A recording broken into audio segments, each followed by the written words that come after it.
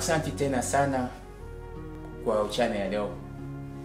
Tena tupate nafasi ya kukutana pamoja kuchangia neno la Mungu.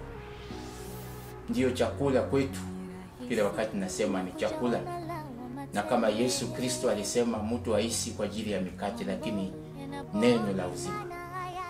Hakuna siku mtu angelikubali mwili yake ikose chakula, asikule. Hata mgonjwa katika hospitali wanamforce kula. Tumia hata kijiko moja. Kula kile kitu kidogo. Wanamforce. Na roho yetu tunapaswa kuforce utu wetu wa ndani kukula neno la uzima. Pasipo hivi Ukristo wetu hawezi kusimama. Lakini tukiwa tunakula neno la Mungu, utu wetu wa ndani linapata nguvu na linafurahi. Na Mungu anafurahi pamoja na sisi. Kabla ya yote tutashukuru Mwenyezi Mungu ili atuwezeshe katika kusikia neno la uzima katika Biblia takatifu. Nini uchane ya leo? Neno la Mungu nataka tena kuongea kwa sisi, kuongea kwa mimi na kuongea kwako unayenisikiliza. Tuombe Mungu. Baba Mwenyezi Mungu, Mungu mtakatifu, Mungu wa Israeli, Mungu awezaye yote, Mungu ambao amejaa upendo. Biblia inasema tazama upendo ya namna gani ambao Mungu aliopenda sisi hata sisi tuitwe wana wake. Asante Papa kwa uchana leo kwa Mahoro TV. Tena ndugu wetu James anajitoa kwa kazi hii kubwa ili injili yako zihubiliwe. Baba, bariki huyo kijana, bariki ndoto zake, bariki maana wewe unakuwa master planner. Baba, acha plan kwa ajili ya maisha ya huyo kijana. Umsaidie pamoja na familia zake. Bariki neno lako na kuitakasa. Utu wetu wa ndani inataka kusikia ifurahi. Tunapinga mipango ya ibilisi shetani katika jina la Yesu. Baba, uanje nasi na umalize nasi katika jina la Yesu Kristo tunaomba hivi. Amen. Neno letu la asubuhi au tunasema kwa wakati huu ambao tumefika, kichwa ya neno inasema usikate tamaa. Yaani kwa Kiingereza sema don't give up. Ikiwa ungali unatoa pumzi, usiregee, usikate tamaa, wala usizimike, usipungukiwe, usijisikie kuregea na kusema katika kinywa chako, basi yangu unaona binaisha, yangu na ngoja Mungu, yangu Mungu tu basi anajua. Lakini Mkristo, neno la Mungu linasema usikate tamaa hata kama inabaki dakika moja, ili roho yako itoke.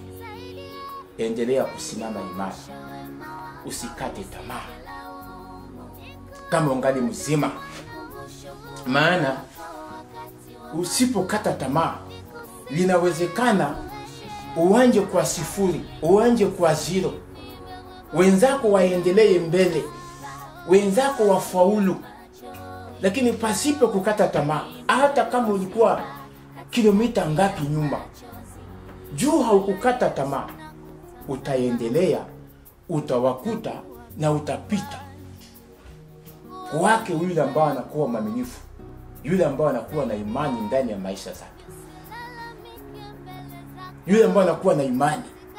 You can start from zero.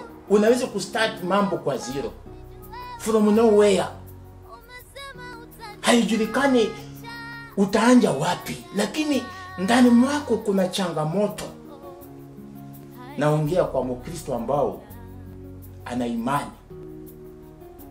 Hata dakika na baki moja ya mwisho, something can happen. Kuna kitu kinaweza kutokea pale. Tunaishiwa nguvu, tunaregea, maana tunakata tamaa haraka. Tunakata tamaa haraka. Yangu naona tu Mungu anajua. Yangu naona tu basi nimefika mwisho. Yangu naona tu naenda kukufa. Yangu naona tu sitapona. Maongeo ambayo inaweza kuleta na watoto walie, maana wewe mkubwa umeshindwa kuvumilia. Usikate tamaa. Hata Luka 18 Yesu alimwambia wanafunzi wake, muombe pasipo kuzimika. Maana pale kwa Luka 18 sio mahubiri yetu, lakini nataka nikufahamishe ujue nini ambao tunataka kusikia leo. Yesu akasema muombe, alikuwa anamwambia wanafunzi wake musikate tamaa wala musizimike. Kuko mama mjane ambao walisumbua mfalme, ukisoma pale Luka 18. Akasumbua usiku na mchana, hakukata tamaa. Ingawaje yule mfalme alikuwa hajui Mungu, lakini maana mama huyu hakuzimika, aliendelea kuita, aliendelea kugonga mlango, mpaka mfalme huyu akasema hapana, nisipomtendea huyu mama ataendelea kunichokesha. Acha nimsikilize, nimtendee vyake, aniache atoke aende.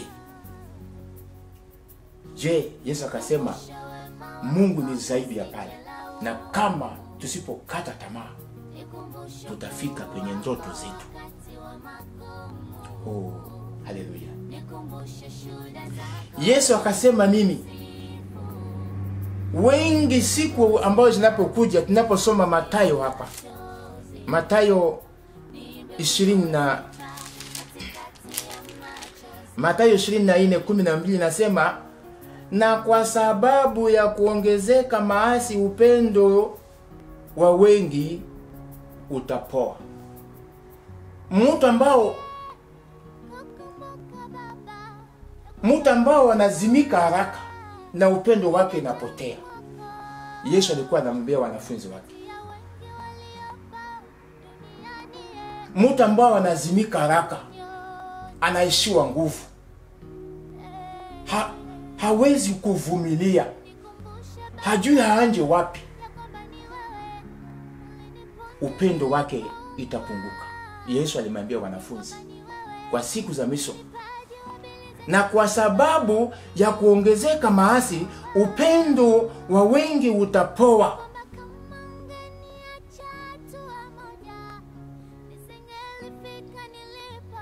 Usipo simama imara, upendo itapunguka. Lakini kwa ile ambayo sipokata tamaa, hata wakati ya mwisho ambao Yesu nasema upendo wa watu wengi itapunguka, yake itaendelea. Hapa 13 nasema, lakini mwenye kuvumilia hata mwisho ndiye atakayeokoka. Kujipa moyo. Mwenye atakayevumilia ndio ataokoka. Ndugu yangu Mkristo, usikate tamaa kwa ajili ya majaribu, kwa ajili ya matatizo, kwa ajili ya magumu. Yesu akasema mwenye atakapovumilia hata mwisho ndiye atakayeokoka. Hapa niko naongea na Mkristo, niko naongea na wewe mwaminifu. Wewe pamoja na mimi. Imani yako ni hapa? Ungali unasimama katika wokovu?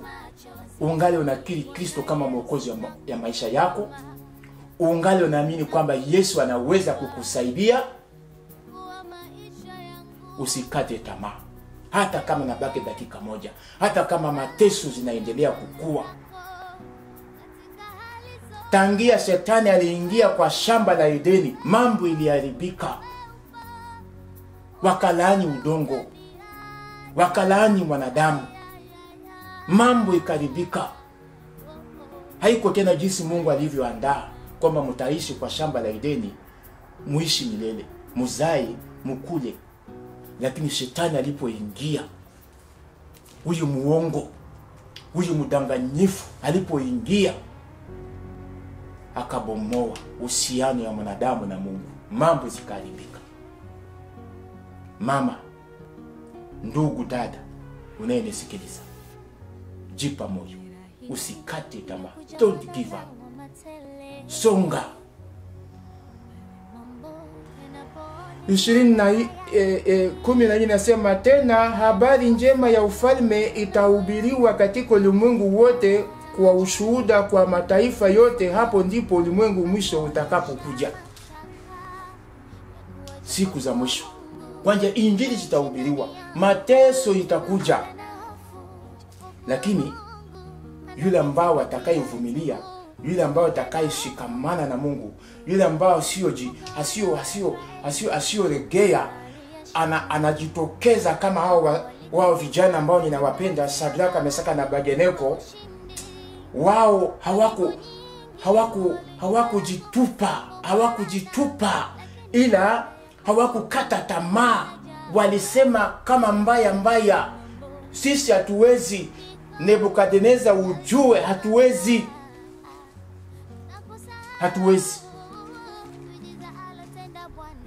Daniel aliposikia habari ya kwamba wamesha saini barua ya yule ambaye atakayemwabudu Mungu atatupwa katika tundu la simba, zikamchanganyikisha akili tena kuendelea kutafuta na kuita jina la Mungu.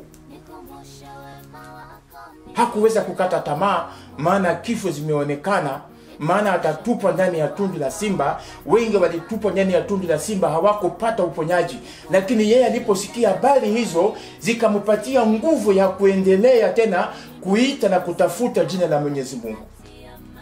Haleluya. Sangilia Yesu Kristo.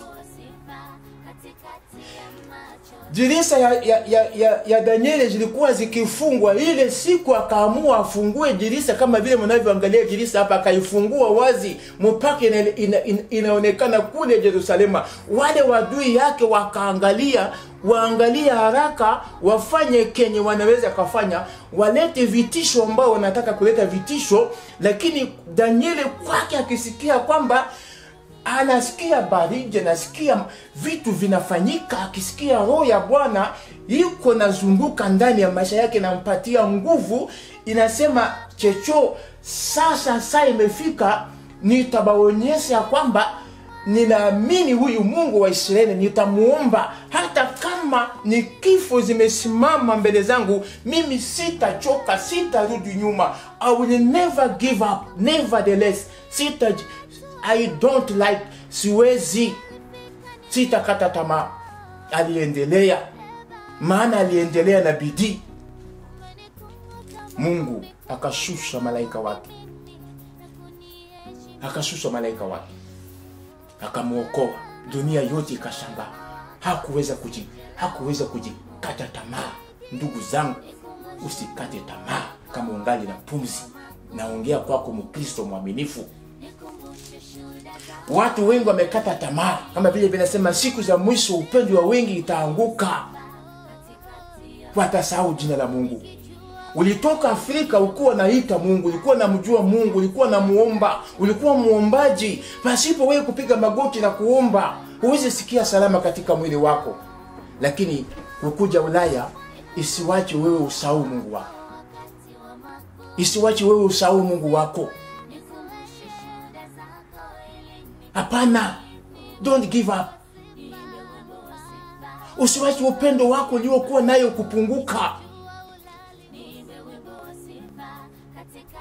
Tujenge juu ya mwamba. Hata zoruba zinakuja, halitaweza kutingiza. Lakini tukijenga juu ya mchanga, zoruba zikikuja, matatizo zikikuja, nyumba yetu itamwangika chini. Watu wataanza kushangaa kuuliza, si huyu alikuwa muombaji? Si huyu alikuwa anapanda milima, prayer mountain, kuomba? Ni huyu alikuwa anabeba familia yake yote wanaenda kutafuta Mungu, lakini yuko wapi? Nyumba imeanguka. Zoruba zimekuja, zimeshambulia nyumba. Nyumba zimeanguka. Haiko wewe, haiko mimi Mkristo ambao tumeamini. Kumbuka siku zako za ubatizo, ukasema nimeamua kubeba msalaba na kufuata Yesu katika maisha zangu. Mungu akubariki, Mungu atusaidie, Mungu atuwezeshe kwa mahubiri ya leo. Tunataka tuone mtu mmoja katika Biblia. Huyu mtu hakukata tamaa. Huyu ni nani? Tuende kwa Isaya 33:8. Isaya 33:8. Tusikie huyu mtu. Naye ni mtu kama wewe na kama mimi. Lakini kuko wale watu ambao walikuwa ndani ya Biblia hapa, wenyewe wanajenga imani yetu. Unashangaa imani ambao walikuwa nayo. Unasikia Wasadraka, unasikia wakina Hezekia, unasikia wakina Danieli, unasikia wakina Gideoni, unasikia wa Elisha. Je, watasikia mimi na wewe siku gani? Basema hao Wakristo wale wa Kansas City, hao ni wapasteri, sijui watumishi wa Mungu. Siku gani watu washuhudie makuu? Lakini hapa tuko na shuhudia makuu ya wale wasujaa, wale ambao hawakukata tamaa. Hapa Biblia inasema kwa Isaya 33:8, inasema siku hizo Hezekia aliugua akawa katika hatari ya kufa. Hezekia alikuwa na mguu ngapi? Mguu mbili kama yako, mguu mbili kama yako, mkono, macho na roho, bongo. Biblia ni hii tu neno moja. Mungu ni yule tu, Mungu wa Abrahamu, Isaka na Yakobo. Lakini imani ni tofauti. Wao watu hawa akasema hiyo siku hizo Hezekia aliugua akawa katika hatari ya kufa, na Isaya nabii mwana wa Amozi akaendea kwa mfalme akamwambia, Bwana asema hivi, tengeneza mambo ya nyumba yako, maana utakufa wala hautapona. Hezekia aliugua magonjwa hiyo mpaka Mungu akatuma nabii Isaya, enda mwambie Hezekia hata anafanya je atengeneze, maana hatapona, atakufa. Mungu wa Israeli. Sikia wanaume wenyewe hawakukata tamaa. Hata kwa dakika ya mwisho wanajua Mungu anaweza kubadilisha. Mimi na wewe tunalala njaa, siku moja tunakata tamaa. Tutatukana Mungu, tutatukana kanisa, tutataka ugombane na mwenzako, maneno mingi. Lakini sikia hao wasujaa, hao waaminifu. Ili Biblia inasema usikate tamaa. Huyo Hezekia alikuwa mtumishi wa Mungu, na Mungu mwenyewe akaongea akatuma nabii Isaya. Si manabii labda ya masiku hizi ambao wanadanganya, wanaongea uongo, lakini huyu ilikuwa wasupa. Hao walikuwa wanabii wa Mungu, wanasema maneno zinafanyika hapo hapo. Wanasema maneno kabla alinaba. Huyu nabii Isaya alinaba Yesu miaka 400. Hapana yetu leo maneno inafanyika ndio nabii anatokea nyuma ya maneno. Alisaangalia, alisaona, Mungu alisema kwangu, Mungu ulikuwa wapi huko nyuma? Lakini sikia hapa nabii ambao Mungu alimtuma akamwambia Hezekia. Hezekia alikuwa nani? Mtumishi wa Mungu. Hezekia alikuwa muombaji. Hezekia alikuwa anafanya kazi ya Mungu. Hezekia alikuwa mwaminifu. Hezekia huyu aliacha watumishi wa Mungu ambao walivyokimbia wote wakarudi. Maana kwa wakati Hezekia alipokuwa mfalme alikuta watumishi wa Mungu walikuwa walikimbia wote. Hakuna kanisa ambayo ilikuwa nafikiria watumishi wa Mungu. Watumishi wote wakakimbia, wakaacha kazi ya Mungu. Kila mtu anaenda kujitafutia maisha. Lakini Hezekia alipokuwa mfalme akafanya vyote iwezekanavyo kuangalia kwamba watumishi wa Mungu tena warudi katika hekalu, waendelee kusukuma kazi ya Mungu mbele. Akawafundisha watu kujua kutoa, jinsi kanisa linaweza kusimamia watumishi, kazi ya Mungu isonge mbele. Hezekia alipata kanisa za Mungu, majilisa, milango zimevunjika. Kitu gani ambao alifanya? Akatoa sehemu za mali yake atengeneze milango ya nyumba, akafanya renovation kwa kanisa la Mungu. Lakini huyu ugonjwa na Mungu akatuma. Huwezi pingana na Mungu. Anasema gopa yule ambaye atakayeweza kuua mwili tu, lakini asiyoweza kuua roho. Gopa yule, usiogope yule ambaye anaweza kuua mwili tu, lakini hawezi kuua roho. Bali ugope yule ambao anaweza kuua mwili na akaua na roho yote, akamaliza, akaangamiza. Huyu nani alisema? Akasema Amozi akaenda kwa mfalme akamwambia, Bwana asema hivi. Nani amesema? Bwana wa majeshi, Mungu wa Israeli, Mungu wa Yakobo, Isaka amesema. Amesema nini? Tengeneza mambo ya nyumba yako, panga kila kitu sawa sawa. Nani atakuwa msika? Nani atakamata? Nani atafanya hivi? Panga. Bakwambia wewe leo upange, mimi na wewe tutaanza kutetemeka. Tutaanza mwambia watoto naenda kufa, unaona sasa hivi banasema hivi. Lakini huyu Mungu ndio aliongea. Sikia wale ambao wasipokata tamaa, ambapo neno la Mungu natuambia leo tusikate tamaa. Sikia hapa mstari ya pili. Basi Hezekia akajigeuza, akaelekeza uso wake ukutani, akamuomba Bwana, akasema, Bwana, kumbuka haya na kusihi kwamba nimekwenda mbele zako katika kweli na kwa moyo mkamilifu na katika lile maumivu, katika lile sauti ambayo imefika kwamba hautapona, tengeneza maana utakufa. Hezekia katika ile magonjwa hakuzimika. Basi Mungu amesema basi Mungu amesema, sijui coronavirus zimefika, sijui basi mimi sina kazi, watu wanasema sijui wachawi, sijui walozi. Hapana. Hezekia mara moja aliposikia habari hizo, na nabii Isaya akaondoka akaenda, anajua huko Hezekia yuko na panga sasa, maana hatapona. Lakini Hezekia akasema hapana. Hezekia alikataa, ingawaji Mungu alisema. Hezekia akakataa, akaamuka ndani ya ile maumivu, akaamuka ndani ya ile uchungu, akaamuka ndani ya ile sauti ya kwamba hautapona, tengeneza maisha yako, utakufa. Hezekia basi Biblia inasema akaujegeuza, akaelekeza uso wake ukutani. Katika ile maumivu akasimama, akaangalia ukuta kama nilivyoangalia hapa, akaanza kupaza sauti kwa Mwenyezi Mungu. Hakukata tamaa kusema kwamba Mungu amesema nitakufa, lakini akasema no, that is impossible, it cannot happen. Hata kama Mungu amesema, niko na uwezo. Hali Hezekia akaanza kupaza sauti kwa Mwenyezi Mungu. Halitawezekana, kata. Haitawezekana. Hezekia kamuomba Bwana, akasema, Bwana, kumbuka haya na kusihi kwamba nimekwenda mbele zako katika kweli. Hezekia akaanza kukumbusa Mungu. Tazama, angalia jinsi nilitembea na wewe, angalia kazi ambao nilipofanya.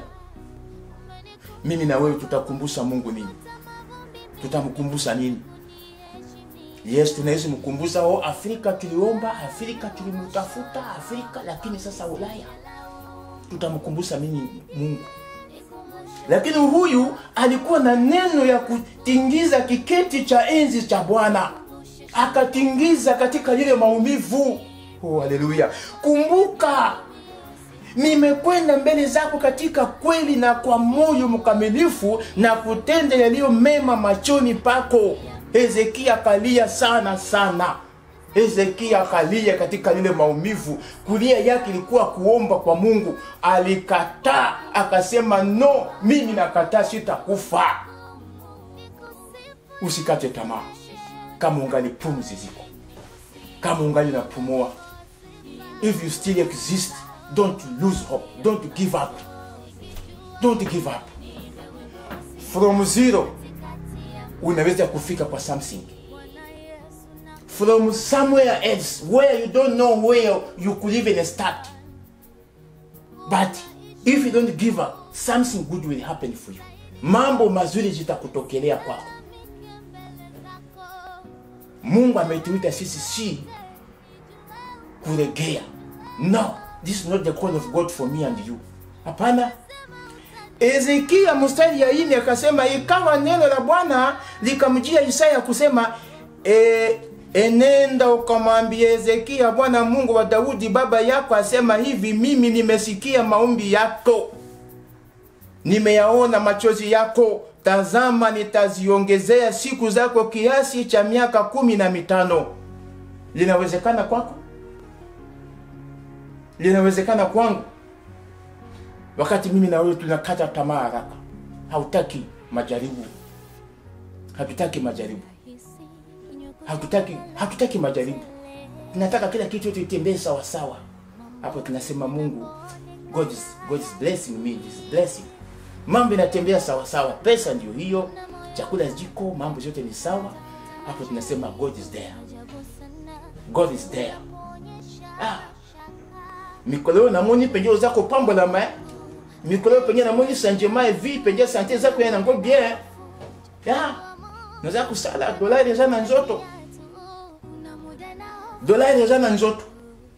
Dolari imejaa. Lakini time can come ambapo dola haitakuwa, something bad come to you. Kama maneno mabaya ilipokuja kwa Hezekia kukata tamaa, ikampatia Hezekia kama mwendazimu, akasema hapana, sasa nimepata kazi, hata katika maumivu na njaa, hata katika kifo, I have to stand up now and tell my God. I want to remind God. Nitamkumbusha. Nataka nimkumbushe Mungu. Hezekia ndani ya ugonjwa yake akasimama, akaanza kumkumbusha Mungu, akasema Mungu, kumbuka. Akaanza kumtaja na tarehe. Labda alikuwa na notebook yake anafungua, baba, hizi siku nilifanya hivi. Hizi siku nilitoa hivi. Hizi siku nilisaidia kanisa lako. Hizi siku niliita watumishi wako warudi. Remember all this. Mungu akili kaisha. Haraka sana pale anasema kwa ya 5, enenda. Ikawa neno la Bwana likamjia Isaya kusema, huyu Mungu, enenda ukamwambia Hezekia, Bwana Mungu wa Daudi baba yako asema hivi, mimi nimeyasikia maombi yako, nimeyaona machozi yako. Haleluya. Mara ngapi Bwana ameona machozi zako unalia? Lakini kunungunika, unanungunika. Balikula chakula, nakuta chakula inaisha, banakula yote. Unataka leo upanje juu ya makiketi, upanje juu ya masufuria, usambe sufuria na masahani. Imani yangu na yako iko wapi? Kuko wasuja. Mungu alisema hutapona, lakini maombi ya Hezekia kumkumbusha Mungu, tazama yote niliyofanya, jinsi nilitembea na wewe. Kwenda kwa Hezekia, mwambie Hezekia, nimesikia na nimeona machozi zake. Kwa dakika ya mwisho Mungu anaweza kubadilisha if you don't give up. You can start from zero. Mungu anaweza kukupandisha haraka, vitesi, unafika mbele ya wenzako. Bangale tena unaonekana huyu mchawi, hapana. God has done for you. Mungu ametenda kwa ajili ya maisha yako. Hezekia, nini ambayo ilifanyikana pale? Baba yako asema hivi, mimi nimeyasikia maombi yako, nimeyaona machozi yako, tazama nitaziongeza siku zako kiasi cha miaka 15. Oh, haleluya. Kutoka kwa siku moja ya kifo, Mungu akamuongezea miaka 15. God is able. Kwa yule ambao sio give up, kwa yule ambao sio pokata tamaa, kamwe kata. Usipokata tamaa, usipozimika. God is there to prove. God is there to help. God is there to deliver you. Is there to sustain you. Hao watu waaminifu kama sisi. Kwa nini anasema hivi? Tunaweza soma Isaya 40:29. Isaya 40:29. Oh, haleluya.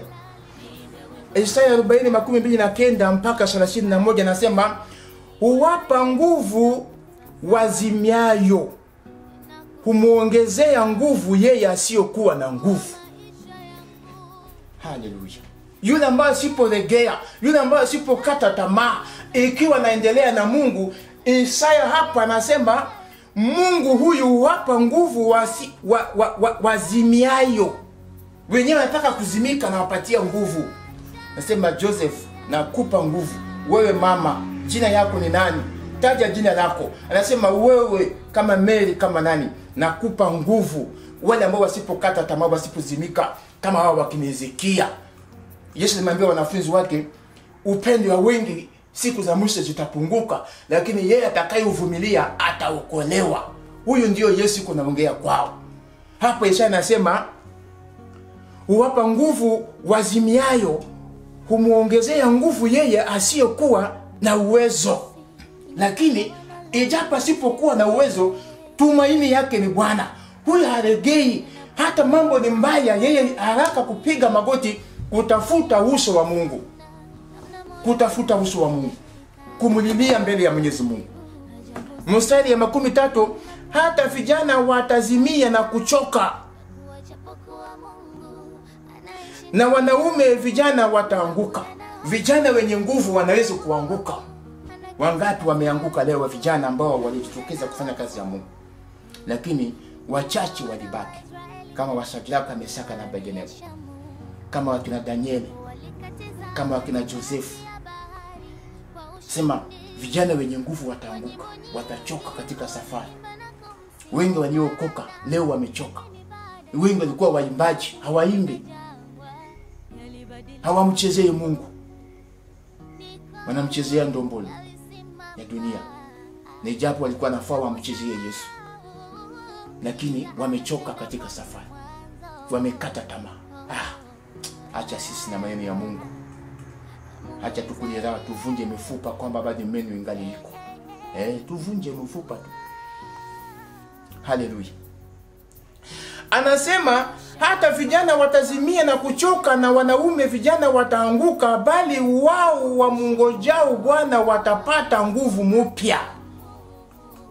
Hata kwa dakika ya mwisho kama Hezekia, Mungu maana alikuwa anangojea Bwana, akapata nguvu mpya, akasimama, akaomba, akapingiza kiketi cha Bwana. Bwana akasema hapana, hapa sitalala. Hezekia kimbia haraka, mwambie Hezekia hapana, mambo iko sasa sawa, mambo iko bora. Everything is going to be perfect, it's going to be good. Mambo sawa sawa, everything good. Mwambie yeye hapana, no more dying. Hezekia akasipiga kichwa akasema yes, yes. Akatingiza kiketi cha enzi. Nasi tunapasa kutingiza kiketi cha enzi. Usikate tamaa kama wewe ni Mkristo. Hapa 31, bali wao wamngojao Bwana watapata nguvu mpya, watapanda juu kwa mbwa kama tawi, watapiga mbio wala hawatachoka. Kama wakina Loti. Mungu akamwambia Loti, kimbia na usitazame nyuma. Kimbia na usitazame nyuma. Endo mwambia watu wako wakuje mkimbia pamoja, lakini vijana wakakata tamaa, wakasema Loti, toka na uzee wako. Lakini mwenye mtoto wa Mungu kama Loti, Biblia inasema watakimbia, hawatachoka, wataendelea kukimbia, hawatachoka, kama wakina Loti, wakina Abraham, wakina Hezekia, hawakuchoka kumuita Mungu. Haleluya. Watakwenda kwa miguu wala hawatazimia. Hao ambao wanayompenda Mungu, hao ambao wasipokata tamaa, watatembea, watazimika. Unasikia mzee wa kazi, mzee wa injili ameokoka. Sio kwamba tuliokokaka, tulijuaka Mungu. No, those are the people who are moving, they are walking with their God every time now and then. Wanatembea pasipo kuchoka. Mzee wa kazi, mzee wa injili, mzee wa Yesu anafanya kazi. Vijana ambao wanasimama wanamtumikia Yesu, kama hao wakina Shadraka, Mesaka na Abednego, walipingiza kiketi ya mfalme Nebukadneza. Daniel alikuwa mtu mmoja, akatingiza kiketi ya mfalme Dario, akamkosesa usingizi. Maana huyu Daniel hakukata tamaa. Simba, sijui nini, jangula be, hapana, nimeamini, nitasimama. Paulo akasema yale yote yalikuwa faida kwangu, sasa ninayatupa, naona imekuwa kama mavi, lakini sasa mimi nasonga pamoja na huyu Yesu. Nani tena tanitenganisha na upendo wa huyu Mungu? Haleluya. Haleluya. Neno la Mungu ni tamu sana. Tuseme hapa kile neno lingine yetupatie nguvu, yaendelee kutupatia nguvu. Tukisoma hapa Isaya hiyo 41:10 inasema nini? Isaya 41 mstari yake ya 10. Linaendelea kutusema, maana kila wakati tunasoma. Linasema usiogope, kwa maana mimi ni pamoja nawe. Niseme mimi ndugu zangu, huyu Mungu anakufariji na kupatia nguvu. Wewe usikate tamaa na usiwe na woga. Usiogope, kwa maana mimi ni pamoja nawe, usifadhaike. Usifadhaike Mkristo. Hata kama njaa iko leo, hata kama mateso iko leo, that is nothing. Hata mabaki dakika moja, God can do something different in your life. God can change your life. It's just a minute or a second. God can do miracle things in your life if you don't give up. Tukikuwa kama hawa wakina Hezekia, tukiwa kama hawa wakina Danieli, we don't give up in whatever circumstances is there. People bataendelea kushuhudia kama vile tunavyoshuhudia hao wa jamaa ndani ya Biblia, na watoto wetu wataendelea kushuhudia sisi. Tulikuwa na watoto wa Mungu hapa. Not just we are prayerful in Africa, no, even if we were in America, we need to know that God, we need not to give up nevertheless. Anaendelea pale kusema, nitakusaidia nami nitakushika kwa mkono wa kiume wa haki yangu. Nitakusaidia, nitakushika kwa mkono ya kiume, nitakuongoza kama alivyoshika wana wa Israeli. Akasema musilie, ale piga fimbo juu ya bahari, let's go, twende mupite mwende. Mungu akawakamata na mkono, twende, go. Farao na kurukuru huko nyuma nasema yeye yuko komando Babeleve 0 kuja. Nini ambayo ilitokea kwa Farao na majeshi yake? Balilia mama nyama. Mungu akawashambulia, akawapiga taekwondo, akawaonyesha silencer. Piga we fimbo ya silencer, ujue unasikia tu pa. Jeshi la Farao akasema, jamaa tuondoke, maana tunaona Mungu yuko napigania watu wake. Waliondoka, Mungu akawachanganikisha akili. Gurudumu ya mpira ikatoka. Waisraeli wanaenda, nafika ngambo. Mungu akamwambia malaika, go behind, kamata defense. Muijipito asifikie karibu na Waisraeli. No, kuwa nyuma, moto ya Bwana yuko mbele inaongoza watoto wa Israeli. Huko Farao na majeshi zake wamechanganikiwa. Mungu akakamata giza akaweka pande wa Misri. Nuru inakuwa pande wa Israeli. Changanikisha akili yao. Wakabaki pale. Bako na zuba. Watoto wa Israeli wamevuka ngambo. Kuvuka ngambo, Musa akasema hawa mnapowaona hamtawaona tena. Ale, weka fimbo juu ya maji. Mwisho. Usikate tamaa kama ngali uzima, maana Mungu anasema nitakuwa pamoja na wewe. Haleluya. Tusome kwanza Wafilipo 4:13. Wafilipo 4:13. Neno mwenye iko tamu, inabidi tu tuongee hivi mpaka, lakini dunia leo inakula kitu nakuwa na programu yake. Kuna wakati ya injili, kuna wakati ya kupiga chakula, kuna wakati ya kuongea, lakini tena kama binakuwa tamu, unasema mama yongeza supu kwanza kidogo, maana ugali ilibaki kidogo, tumalize naye janjaro au mkene au supu. Mama alipiga supu mzuri, nasema niongezee supu, uniongezee supu, maana ugali sitaweza kuacha. Haleluya. Wafilipo 4:13 inasema nini kwetu hapa? Wafilipo 4:13, acha nione inasema nini. Na yaweza mambo yote katika yeye anitaye nguvu. Na yaweza mambo yote katika yeye ambaye ananipatia nguvu. Sitakata tamaa, ninaweza. From nothing, ninaweza. Muende mbele, nyinyi muende mufike, mufaulu. Nakuja pole. Muenda pole, mwisho ufika. Nakuja slow motion. But I will reach. Nitaenda. Iko kama dossier. Don't skate tamaa. When time come for you, utasikia tu call, simu zinakuita. Don't give up. Tusiregee. Tusikie kama bibi wa Loti. Aliregea. Akaanza kufikiria, sasa bwana yangu angalia nini, watoto, manyama zinakufa, sasa tufanye nini? Tuende sijui kwa waganga. Hapana. Even if you are alone, tukue kama hao wa Hezekia ambao walitingiza kiketi cha Mungu. Kiketi ya Mungu ikatingizika, na wewe unaweza. Wewe unaweza. Unaweza. Haleluya. Tusome Wagalatia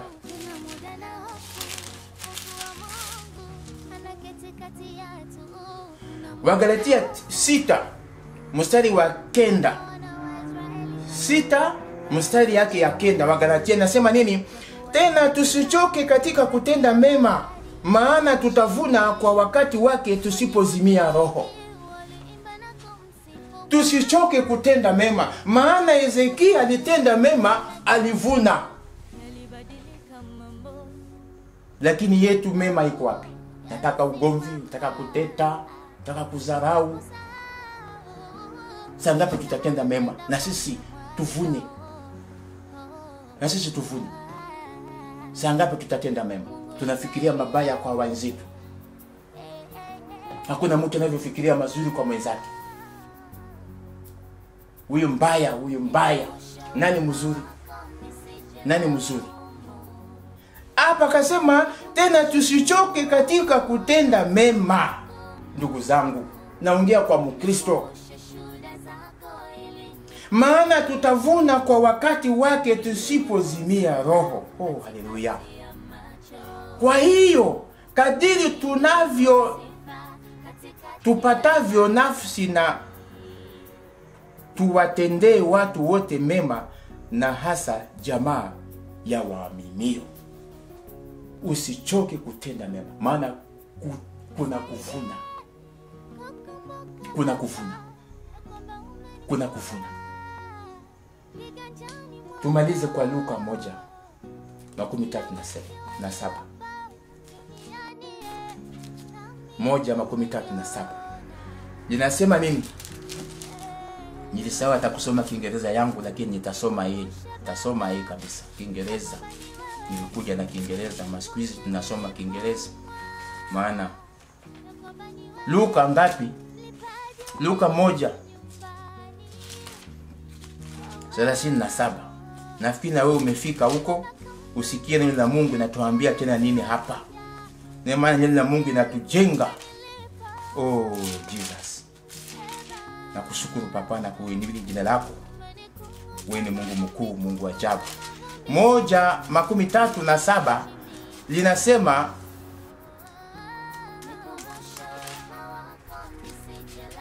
kwa Kiingereza,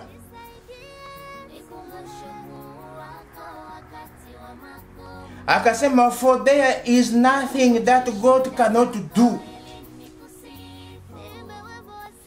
For there is nothing that God cannot do for those who believe, those who trust Him, those who don't give up. God is able to sustain, to help, to deliver them, because there is nothing that God cannot do.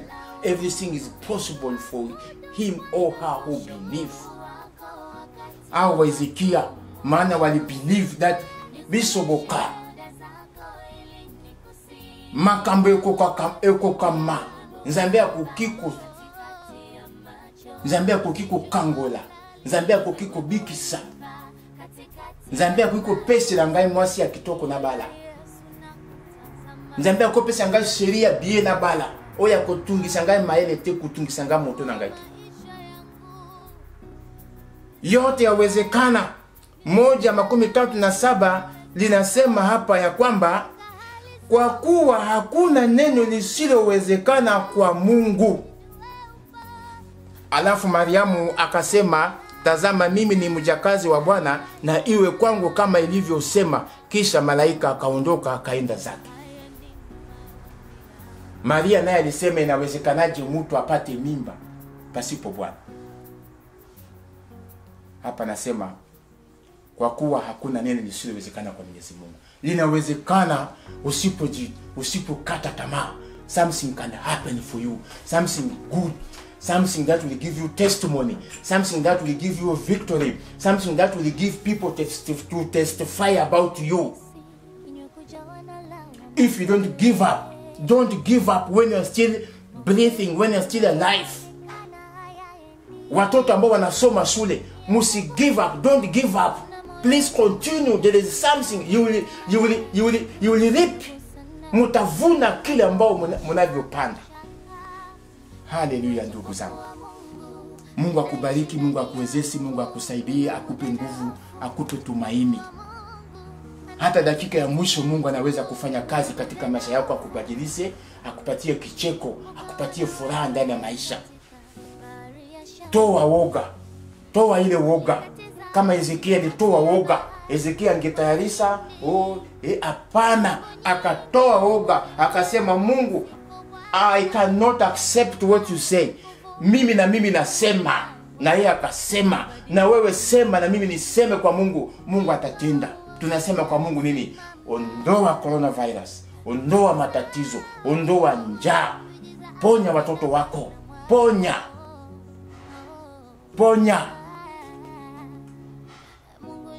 Ponya watoto wako. Deliver your people.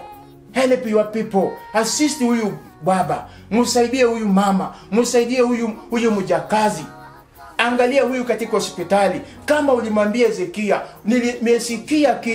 nimesikia kulia yako, nimeona machozi yako. Baba, ona machozi ya huyu ndugu, machozi ya huyu papa anayolia kwako. Aliona ya kwamba amefika mwisho, lakini kulingana na neno lako ambao tumesoma hapa, tena amepata nguvu ya kusimama imara. Akasema, kumbe inawezekana na mimi nipige magoti, nimulilie, nimutafute Mungu, na Mungu atanibadilisha. Haleluya. Kama alifufua Lazaro, mwenye alikufa ambao alioza, alafu wewe ambao ungali mzima. Lazaro alioza siku 4 ananuka, lakini akamfufua. Alafu wewe ambao ungali mzima, wewe ambao mgonjwa, God is able to do whatever. If you don't give up, continue calling him. Muite. Nisame, nisome tena hii neno moja. Neno mwenye inakuja. Kutoka 3:7. Kutoka 3:7 inasema nini? Inasema, Bwana akasema, hakika nimeyaona mateso ya watu wangu walioko Misri, nami nimesikia kilio chao kwa sababu ya wasimamizi wao, maana nayajua maumivu yao. Nami nimeshuka ili niwaokoe na mikono ya Wamisri, niwapandishe kutoka nchi ile hata nchi njema, kisha pana nchi ijayo maziwa na asali, hata mahali pa Mkanani na Mhiti na Muamori na Mperizi na Mwivi na Myebusi. Maana Waisraeli hawakujikata tamaa. Miaka 413 hawakukata tamaa, ingawaje mateso ilikuwa mingi Misri. Lakini Waisraeli walipotambua, walipomulilia Mungu, hawakukata tamaa, hawakuzimika.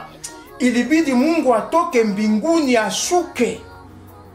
Aliposhuka akakutana na Musa kule katika jungwa, katika ulimi ya moto, akamwambia Bwana, akasema, hakika nimeyaona mateso ya watu wangu walioko Misri, maana walilia pasipo kukata tamaa. Pasipo kukata tamaa. Nimeyaona, nimeyasikia, nimeshuka kusudi nipate kuwaokoa, waende katika nchi zao, waende kutumia maziwa na asali. Pasipo kuzimika. Kama wangezimika, wangeishiwa. Lakini maana waliendelea kutafuta jina la Mungu. Endelea kufanya kazi ya Mungu. Endelea kumtafuta Mungu. Tuendelee kumulilia. Tukisikia kesho wanafungua kanisa, tukuje kwa haraka. Tushuhudie jina la Yesu. Tushuhudie jina la Yesu. Nasikia furaha kubwa sana. Neno hili linanipatia nguvu. Kumbe linawezekana. Nisikate tamaa, na sitakata tamaa. Kuna wanaume katika Biblia wanatufundisha, lakini sisi leo labda hatutaki majaribu, hatutaki njaa, hatutaki mfuko yetu isikose pesa. Hatutaki basi sina kazi. Mtu anageuka, unamwambia mtu Bwana asifiwe, Allah anafanya kama vile hajui Bwana asifiwe, hajui shida. Mama nafikiria kukimbia aende. Unaenda wapi? Unaenda wapi? Don't give up. Usipatie shetani nafasi. Maana ukiregea, shetani akipata nafasi, atakugonga wewe ngolo, wa kichwa. Hatutaki hiyo zifanyike kwako na kwa mimi. Asante. Mungu akubariki, Mungu akusaidie, Mungu akuwezeshe. Baba, katika jina la Yesu, asante kwa neno ya mchana ya leo ya kusema kwamba tusikate tamaa kama tungali tunapumua. Kama Hezekia hawakukata tamaa. Baba Mungu, katika jina la Yesu, tazama huyu mama, tazama huyu mzee Baba, musaidie. Tumaini ikuwe imeisha. Watu wengi wamekaa wanasema basi yangu nabaki, Mungu tu ndio anajua. Hata na pesa kidogo ambao alipata, maana amekata tamaa, anataka hiyo pesa haribu. Basi mafu wewe koyea ebeba makambi ebeba hatutaki. Hiyo kidogo ambao unakuwa nayo, jaribu tena kuweka